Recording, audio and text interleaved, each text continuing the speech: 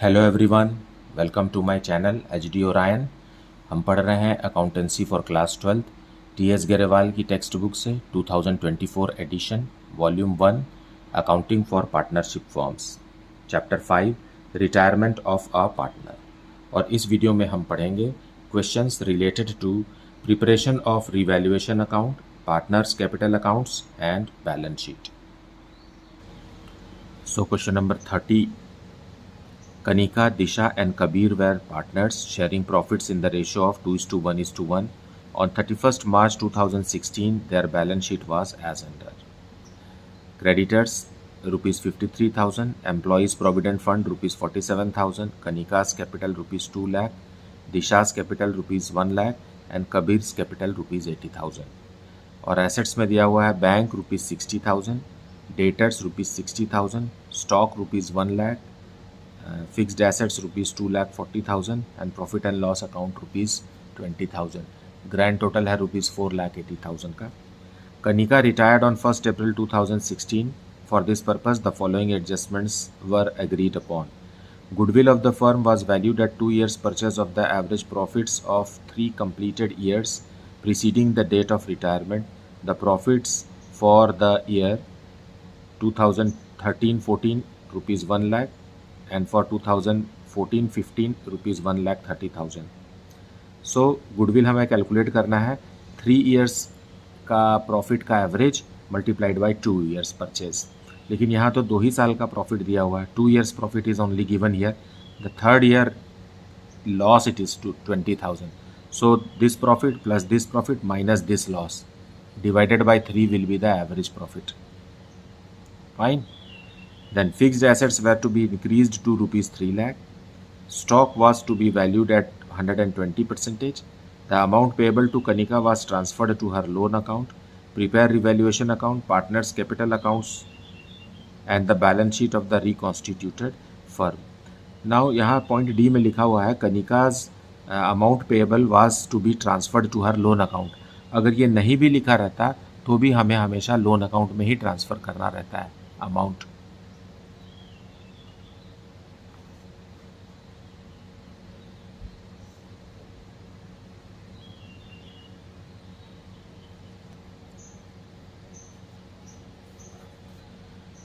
सबसे पहले revaluation account बनाएंगे. देखिए पॉइंट बी में लिखा है एसेट्स, फिक्स्ड एसेट्स की वैल्यू इंक्रीज हो रही है. सो इंक्रीज इन एसेट हमें क्रेडिट साइड लिखना है. सो बाय फिक्स्ड एसेट्स कितने से इंक्रीज हो रही है? 60,000 रुपीज़ से इंक्रीज हो रही है. जिस अमाउंट से इंक्रीज या डिक्रीज होता है वही अमाउंट हमें लिखना है. Fine. The amount with which the asset is increasing और decreasing that is to be mentioned here. And stock is also increasing. Stock भी बढ़ रहा है, इंक्रीजिंग बाय 20%. सो 1 लाख का 20% 20,000. देखिए बैलेंस शीट में stock is of rupees 1 lakh, 20% of which is rupees 20,000. Now that much only. So credit balance of 80,000 we will get. 80,000 credit balance मिला है. अब ये प्रॉफिट है, दिस इज प्रॉफिट जो हम ओल्ड पार्टनर्स को देंगे उनके प्रॉफिट शेयरिंग रेशियो में, दैट इज 2:1:1. और पार्टनर्स हैं कनिका, दिशा एंड कबीर. तीनों ही पार्टनर को देना है. Means irrespective of which partner is retiring, you have to distribute the profit among them. So 40,000, 20,000 and 20,000.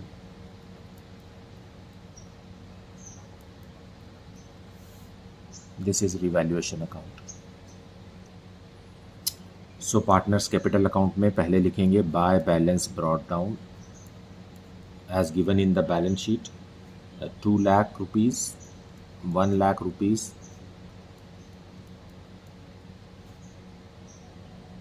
and 80,000. But before that, be particular about which partner is retiring. Kanika is retiring, so you can highlight it in the solution so that by mistake you are not retiring any other partner. दूसरे किसी partner को आप retire ना कर दें, इसके लिए कुछ इशारा बना लीजिए, क्योंकि sometimes when you are in habit of retiring the third partner, then in the examination also you will intend to retire the third partner. which is given that the first partner is retiring. Fine, so don't be mistaken in that कि किस partner को retire करना है, वहाँ आपका गड़बड़ नहीं होना चाहिए. किसी दूसरे पार्टनर को रिटायर मत कर दीजिए. By revaluation profit.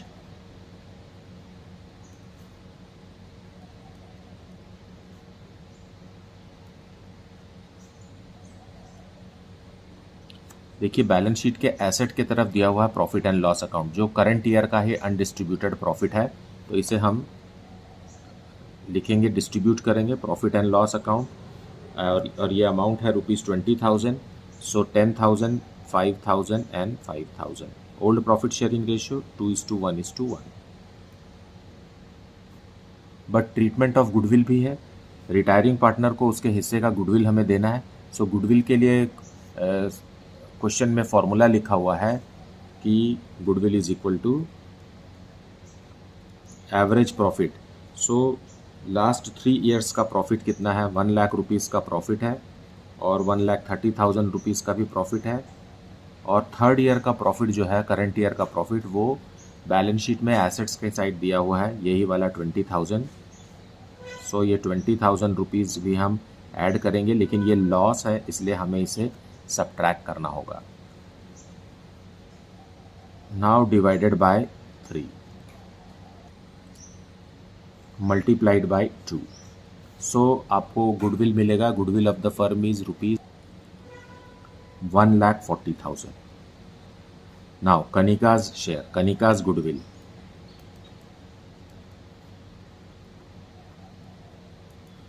कभी भी पूरा गुडविल मत दे दीजिए कनिका को. ये फर्म का गुडविल है, this is firm's goodwill, and Kanika's portion is how much? 1,40,000 into profit sharing ratio क्या है इनका?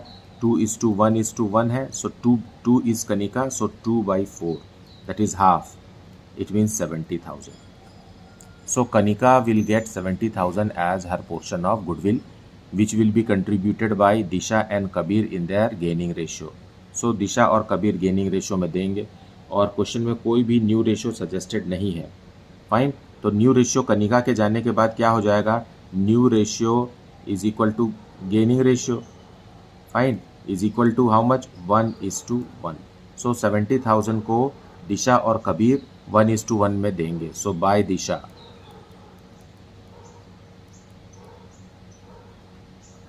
And by Kabir.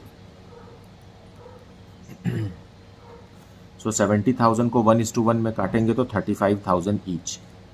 35,000 हम देंगे, दोनों मिलाकर के 70,000 है. और यहाँ से उनके अकाउंट में हम कनिका लिखेंगे. कनिकास कैपिटल में दिशा में से माइनस कर दीजिए 35,000 and subtract 35,000 from Kabir also.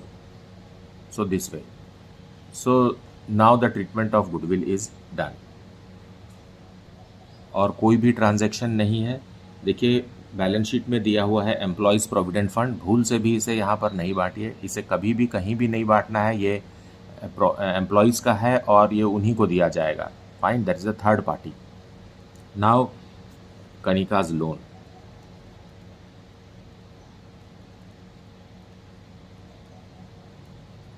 सो इसे आप ग्रैंड टोटल करेंगे तो 73,10,000. 3,10,000 माइनस 10,000 इज 3 लाख. मतलब फर्म को 3 लाख रुपीज़ कनिका को देना है at the time of retirement. और वो अभी तक कैश में नहीं दिए हैं, इसलिए हम उसे कनिकाज लोन लिखे हैं. अगर क्वेश्चन में लिखा रहता कि it is paid in cash और कनिका हैज़ बीन पेड, अगर ऐसा लिखा होता then we will write here cash और बैंक ना. So but not in this case. अब हम दिशा को क्लोज करेंगे. इधर 1,20,000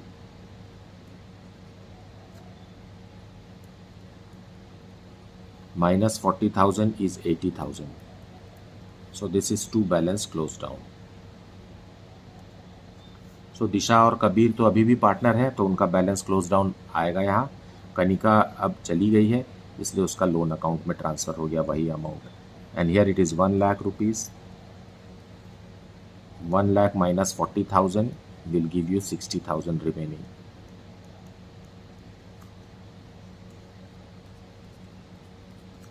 सो ये बन गया हमारा कैपिटल अकाउंट. और इन्हीं बैलेंसेस से हमें बैलेंस शीट बनाना है। So now new balance sheet of the firm after Kanika's retirement. So जिनकी वैल्यू चेंज हो गई है वो चेंज्ड वैल्यू लिखेंगे, और जिनकी वैल्यू चेंज नहीं हुई है उनको वैसा ही हमें लिखना है। जैसे कि ट्रेड क्रेडिटर्स, ट्रेड क्रेडिटर्स की वैल्यू चेंज नहीं हुई है, 53,000 ही है। उसी तरीके से एम्प्लॉयज़ प्रोविडेंट फंड भी का वैल्यू भी चेंज नहीं हुआ है, लेकिन वो गायब तो नहीं हुआ है, उसे तो हमने ज़ीरो नहीं किया है। सो एज अ रिजल्ट वो न्यू बैलेंस शीट में भी रहेगा। नाउ कनिकाज लोन, कनिका को रिटायरिंग पार्टनर कनिका को अभी भी उनका पैसा नहीं दिया गया है। So 3 lakh rupees is a loan और a liability to the firm. And Disha's capital rupees 80,000 and Kabir's capital rupees 60,000. So total capital of the firm now is how much? Rupees 1,40,000.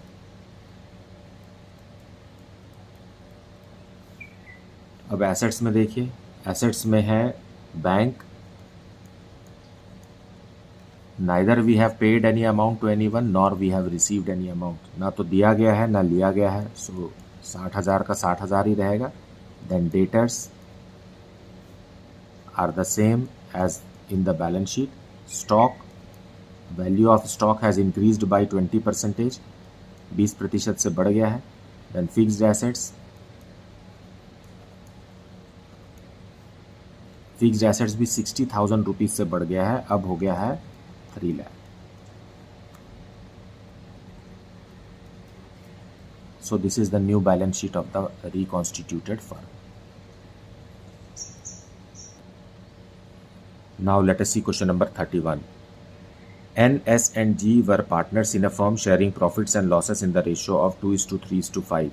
On 31st March 2016, their balance sheet was as under: creditors rupees 1,65,000, general reserve rupees 90,000, capitals of partner N rupees 2,25,000, S rupees 3,75,000 and G rupees 4,50,000. Assets में दिया हुआ है cash rupees 1,20,000, debtors rupees 1,35,000 minus 15,000, amount is rupees 1,20,000 in the outer column. Then stock rupees 1,50,000, machinery rupees 4,50,000, patents rupees 90,000, building rupees 3 lakh, and there is a loss. Profit and loss account debit balance is of rupees 75,000. Grand total rupees 13,05,000. आगे question में लिखा हुआ है G retired on the above date and it was agreed that debtors of rupees 6,000 will be written off as bad debts and a provision of 5% on debtors for bad and doubtful debts will be maintained. ये point बहुत important है और इसे समझना भी बहुत ज़रूरी है। और 11th क्लास में प्रोविजंस का एक अच्छा चैप्टर था जिसे अब CBSE ने हटा दिया है। उस चैप्टर के हट जाने से या उस चैप्टर के हट जाने के कारण इस तरीके के सेंटेंसेस को समझना वाकई स्टूडेंट्स के लिए चैलेंजिंग हो गया है कि हमें इसको कैसे करना है। और मोस्ट डिफ़िकल्ट आपको यही लगता होगा क्योंकि 11th क्लास से इस सिलेबस को हटा दिया गया है। पहले एक एक्सरसाइज हुआ करता था जिसमें हम प्रोविजंस को अच्छे तरीके से डिस्कस करते थे, लेकिन अब नहीं है। So we will try to understand this in detail. Then patents will be completely written of and stock, machinery and building will be appreciated by 5%. An unrecorded creditor of rupees 30,000 will be taken into account. मतलब क्या हो गया, ये increase in creditor हो गया। N and S will share future profits in 2:3 ratio. That is the new ratio. Goodwill of the firm on G's retirement was valued at rupees 90,000. Pass necessary journal entries for the above transactions in the books of the firm on G's retirement. तो book में जो hint दिया हुआ है पहले हम इस hint को ही डिस्कस कर लेते हैं, that is provision for bad and doubtful dates. Fine, क्योंकि ये आपने पढ़ा नहीं है क्लास 11th में, ये सिलेबस डिलीट कर दिया गया है, तो हमें इसको समझना चाहिए कि ये किस तरीके से हमें रिवैल्यूएशन अकाउंट में क्या कौन सा फिगर आएगा, ये बहुत इंपॉर्टेंट हो जाता है। देखिए, provision for bad and doubtful dates जो है ये एक लायबिलिटी है और ये प्रोविज़न बनाया गया है बैड एंड डाउटफुल डेट्स के लिए। So bad and doubtful dates तो होता ही है हर बिजनेस में, मतलब जितना भी हम सामान उधार में बेचते हैं, credit sales are not always 100% converted into cash. कुछ ना कुछ पैसा डूब जाता है, दैट डूबा हुआ पैसा को हम कहते हैं बैड डेट्स। और उसके लिए हर बिजनेसमैन एक प्रोविज़न बना के रखता है, मतलब एक प्रोविज़न बनाता है जिससे कि उसकी प्रॉफिट कम हो जाती है, मतलब प्रॉफिट को कम करना रहता है प्रोविज़न से। As per the concept of prudence in accountancy, concept of prudence में लिखा है कि एक्सपेक्टेड लॉस के लिए हमें प्रोविज़न बना लेना चाहिए। तो बैड डेट्स क्या है, एक्सपेक्टेड लॉस ही है। और पिछले साल हमने फर्म ने बनाया था 15,000 रुपीज़ का प्रोविज़न फॉर बैड डेट्स, वो यहाँ पर दिख रहा है क्योंकि ये लाइबिलिटी है इसलिए क्रेडिट साइड दिख रहा है ₹15,000। फाइन, और इसी 15,000 का इस्तेमाल करेंगे करंट ईयर में, जो भी बैड डेट्स होगा उसके लिए हम इस्तेमाल करेंगे। सो करंट ईयर में बैड डेट्स कितने का हुआ, 6,000 का हुआ, तो हमने इसके अगेंस्ट में 6,000 रुपीज़ पार कर दिया, माइनस कर दिया। तो अब 15,000 में से 6,000 रुपीज़ चले गया, तो प्रोविज़न बचना चाहिए था 9,000 रुपीज़ का। फाइन, लेकिन न्यू प्रोविज़न बनाने के लिए निर्देश दिया हुआ है क्वेश्चन में, कह रहा है कि डेटर्स का 5% बनाइए। तो डेटर्स आपके पास कितने हैं, 1,35,000 है, जिसमें से 6,000 तो डूब गया, 6,000 is bad. So what is the remaining debtor here, 1,29,000। 1,29,000 का डेटर्स आपके पास बचा है, जिसका 5% ही आपका प्रोविजन होना चाहिए। That is the direction given in the question.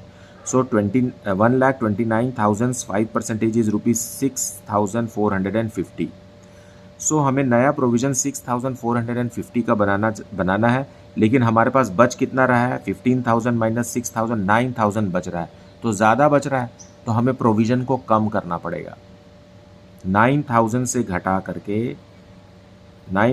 घटा करके हमें 6,450 रुपीज़ का लाना है।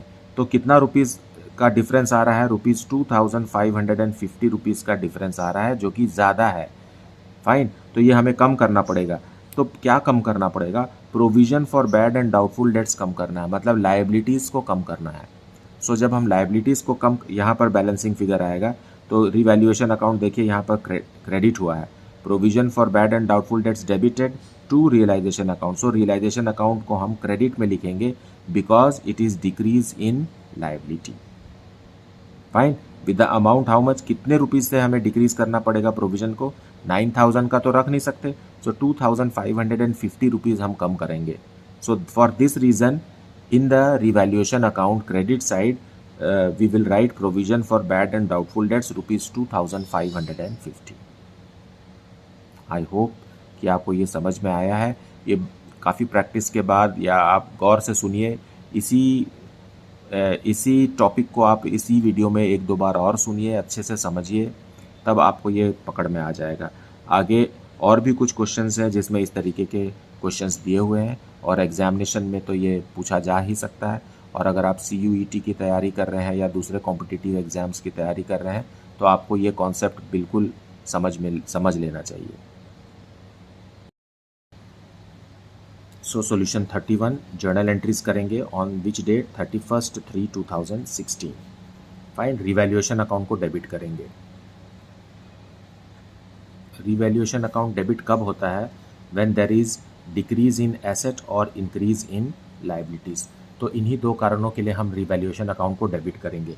तो लिखा हुआ है क्वेश्चन में, patents are valueless. Patents are valueless मतलब पूरा का पूरा 90,000 रुपीज़ का पेटेंट अब वैल्यूलेस हो गया है।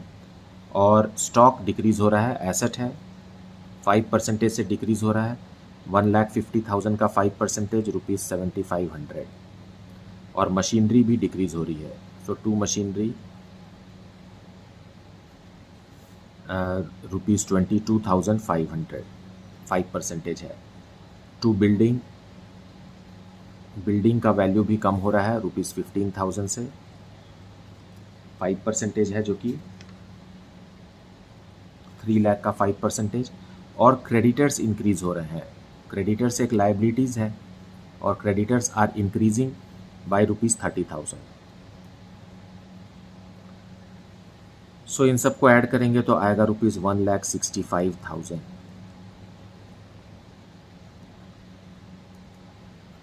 being decrease in assets or increase in liabilities.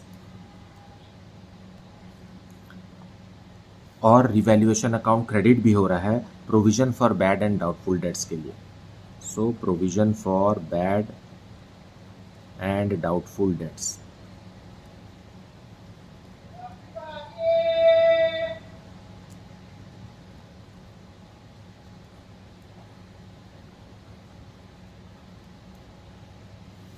Amount है ₹2550, जो हमने क्वेश्चन पढ़ते समय हमने एक्सप्लेन किया था. Being decrease in provision for bad and doubtful dates. तो इसको आप इस तरीके से भी समझ सकते हैं, opening provision for bad and doubtful dates minus bad debts plus closing provision for bad and doubtful dates. ये आप करते हैं तो आपको ये अमाउंट आ जाता. Opening provision for bad and doubtful dates है 15,000 माइनस बैड डेट्स है 6,000 plus closing provision for bad and doubtful dates है, ये भी हमें माइनस करना है, प्लस नहीं करना, ये भी minus closing provision for bad and doubtful dates कितना है ₹6,450. So you will get how much ₹2,550. अब देखिए रिवैल्यूएशन अकाउंट इतने अमाउंट से डेबिट हुआ है, इतने अमाउंट से क्रेडिट हुआ है, तो जो दोनों का डिफरेंस है वही लॉस ऑन रिवैल्यूएशन है जिसे हमको ट्रांसफ़र करना है पार्टनर्स कैपिटल अकाउंट में. सो लॉस ऑन रिवैल्यूएशन के लिए रिवैल्यूएशन अकाउंट को हमें क्या करना पड़ेगा, क्रेडिट करना पड़ेगा. N's capital account debited, S's capital account also debited, G's capital account also debited,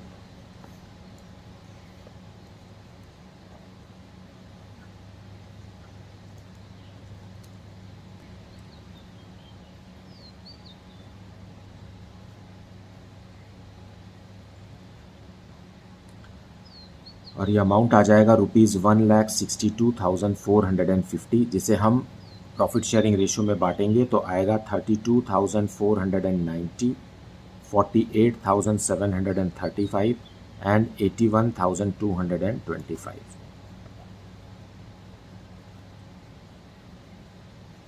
being loss on revaluation. और रेशियो क्या है 2:3:5.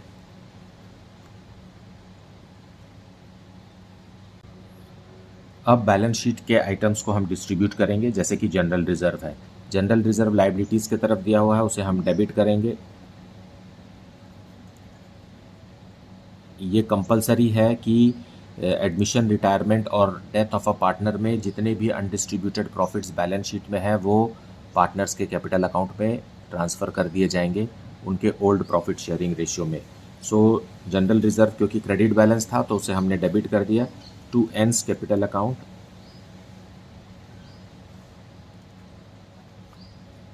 To S's capital account and to G's capital account. और इनका प्रॉफिट शेयरिंग रेशियो है 2:3:5. और general reserve का amount है ₹90,000. सो 90,000 rupees से जनरल रिजर्व को क्लोज कर दिए और ट्रांसफ़र करेंगे तो आएगा 18,000 रुपीज़, 27,000 रुपीज़ और ₹45,000.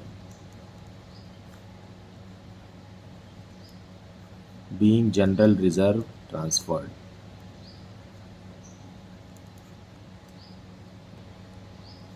अब बैलेंस शीट में देखिए एसेट्स के साइड में प्रॉफिट एंड लॉस अकाउंट है, उसे भी हम ट्रांसफ़र करेंगे, लेकिन प्रॉफिट एंड लॉस का डेबिट बैलेंस है तो उसे हम क्रेडिट करेंगे, पार्टनर्स कैपिटल अकाउंट को डेबिट करेंगे. सो एंस कैपिटल अकाउंट.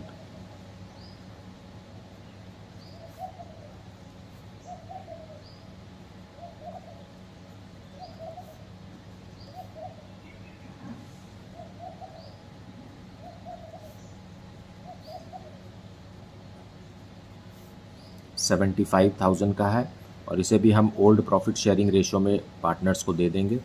आएगा ₹15,000, ₹22,500 एंड ₹37,500.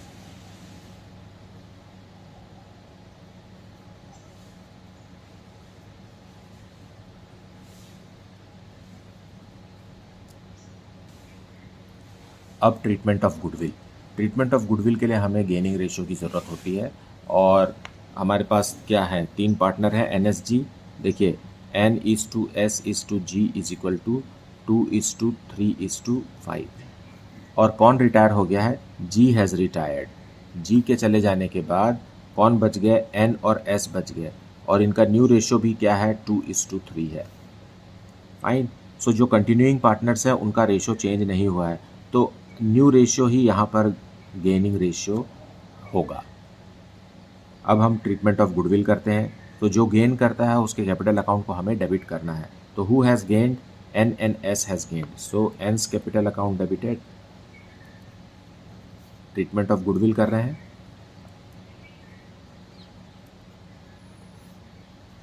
टू रिटायरिंग पार्टनर, ये सेक्रीफाइस करता है रिटायरिंग पार्टनर, तो सो G's कैपिटल अकाउंट और अमाउंट क्या रहेगा, 90,000 rupees is the firms goodwill. Fine. और G का हिस्सा क्या है, 5/10, सो 45,000 रुपीज़ G को मिल रहा है और 45,000 रुपीज़ को हम ब्रेक करेंगे इनके गेनिंग रेशियो में 2:3, so divided by 5, so 9,000 into 2 is 18,000 and 27,000 being treatment of goodwill.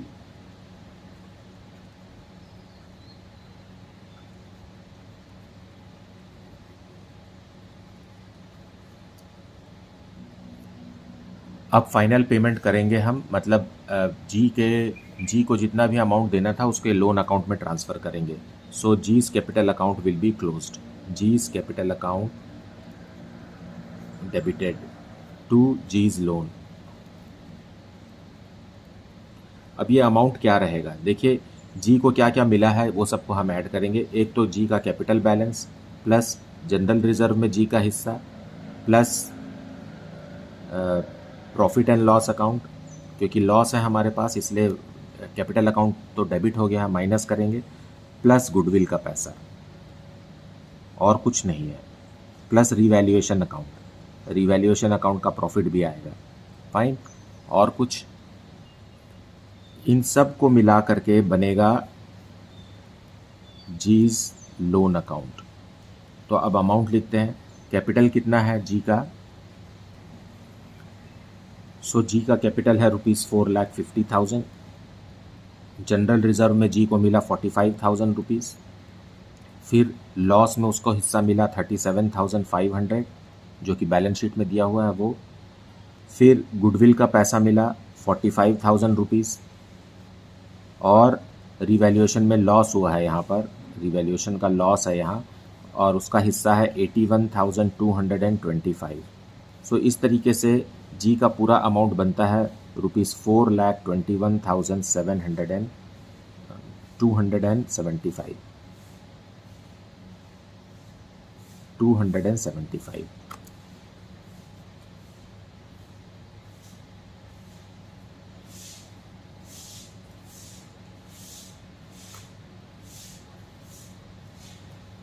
being amount due to partner G। सो मुझे उम्मीद है कि आपने वीडियो को अच्छे से देखा है और एक्सप्लेनेशन को भी अच्छे से सुन लिया है। Please do not skip any part of the video because much information is transferred to you through explanation. I will suggest you to share this channel with your friends so that they can also study from this channel. अगर कुछ doubt है then please put it in the comment section. Do like, subscribe and share this channel. Thank you so much for liking, subscribing and sharing this channel.